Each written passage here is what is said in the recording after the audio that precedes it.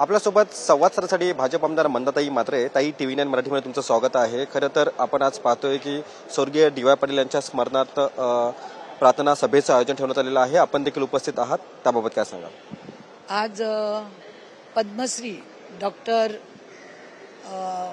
DY Patil यांची आज शोकसभा आहे.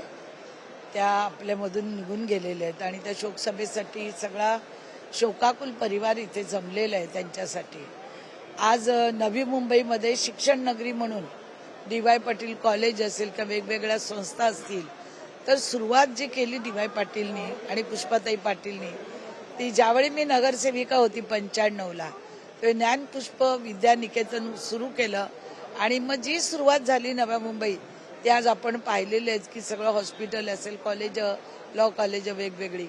त्यांना शिक्षणाची खूप आवड होती, म्हणजे विद्यार्थ्यांनी शिकावं, मोठं व्हावं.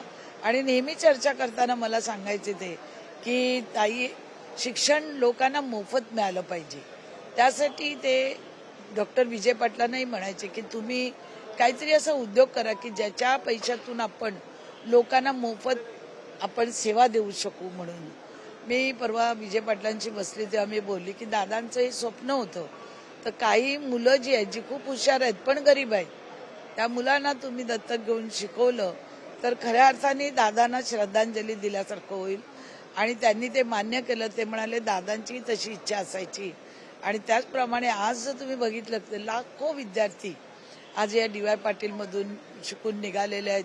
अनेक विद्यार्थी हे जवळजवळ green card, America, London, Switzerland इथे ते गेलेले, डिग्र्या घेतलेल्या आहेत. मीच माझ्या इथले विद्यार्थी अनेक इथे हॉटेल मॅनेजमेंट केलेले, अनेक बाहेरगावी विदेशामध्ये आज ते काम करत आहेत, नेव्हीमध्ये, वेगवेगळ्या कंपन्यांमध्ये. तर ज्ञानाची नगरी ही जी इथे नव्या मुंबईत आणि बेलापूर मतदारसंघात उभं राहिली, ते केवळ दादांमुळे. आणि असे दादा आज आमच्यातून गेले. आमचा एक आधार होता आणि माझा तर फार मोठा आधार होता त्यांचा. आणि पुष्पाताईंच्या या आधारावरतीच मी 14मध्ये निवडून आली होती. आणि खऱ्या अर्थाने त्यांना श्रद्धांजली देताना मला फार दुःख होत आहे की माझा आधार आज गेलेला आहे. माझाच नाही, अनेक विद्यार्थ्यांचा. अजून त्या पलीकडे काही जुन्या आठवणी वगैरे?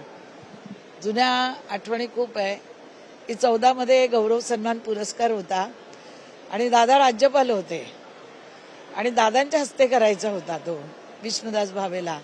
अनेक लोकांनी, इथल्या स्थानिक लोकांनी सांगितलं येऊ नका, कारण 14ला निवडणुका समोर आल्या होत्या 4-5 महिन्यावर, तर तुम्ही येऊ नका. पुष्कळ दादांना विनंती केली. दादांचे डॉक्टर होते, त्यांनाही सांगितलं की तुम्ही सांगा तुम्ही आजारी आहेत, तुम्ही जाऊ शकत नाही, तुम्ही 5 मिनिटाच्या वर उभं राहू शकत नाही.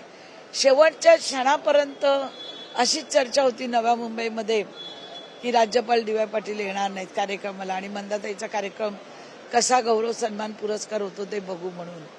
पण मला रात्री दादांचा 9-9:30ला फोन आला, मंदाताई तुम्ही घाबरू नका, कोणी काही बोलू द्या, मला किती फॅक्स येऊन द्या, मला किती विरोध होऊन द्या, माझ्या डॉक्टरलाही बोलू नका, कोणालाही बोलू नका, पण मी सकाळी 10:30ला बरोबर विष्णुदास भावेला येणार. आणि तुम्हाला खरंच सांगतं, दादा जेव्हा निघाले सकाळी वरळीवरनं मला फोन केला आणि तेव्हा माझा जीव भांड्यात पडला की सगळ्या अफवा होत्या, त्या अफवांना त्यांनी विराम देऊन ते कार्यक्रमाला नुसते आलेच नाहीत, तर त्यांनी माझं मनोबल वाढवलं, माझं धैर्य वाढवलं, माझी इच्छाशक्ती वाढवली आणि मला आशीर्वाद दिला 2014चा. आणि त्याचमुळे मी खऱ्या अर्थाने आज खरं सांगायचं झालं तर मी त्यांच्यामुळे इथे आमदार झाले. त्यांच्या आणि पुष्पाताईंचा आशीर्वाद माझ्या मागे कायम होता. 95 पासून आजपर्यंत त्यांचा आशीर्वाद मला 3 वेळा लाभलेला आहे. नक्कीच, धन्यवाद. खरं तर या होत्या आपल्यासोबत बोलण्यासाठी भाजप आमदार मंदा म्हात्रे. नवी मुंबई शिक्षण नगरी ही DY पाटील यांच्यामुळेच उदयाला आलेली आहे, अशी जी प्रतिक्रिया आहे ती त्यांनी व्यक्त केलेली आहे. कॅमेरा पर्सन योगेशसह मी रवी खरात, TV9 मराठी, नेरूळ, नवी मुंबई.